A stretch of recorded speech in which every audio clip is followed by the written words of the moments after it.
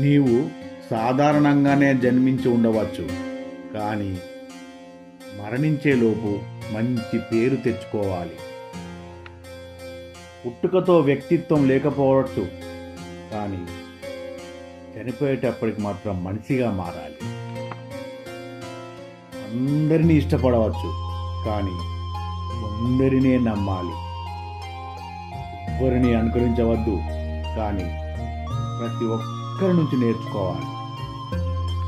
నేర్చుకునేటప్పుడు దెయ్యంలా కష్టపడాలి, కానీ పనిలో దైవత్వం ఉట్టిపడాలి. చెడ్డవారిని మంచివారుగా అనకున్నా పర్వాలేదు, కానీ మంచివారిని మాత్రం తప్పుగా అనుకోవడం చాలా పెద్ద తప్పు. మంచి వ్యక్తిగా జీవిస్తే చాలు. ఎవరి దగ్గర నీ మంచితనం నిరూపించుకోవాల్సిన పని లేదు.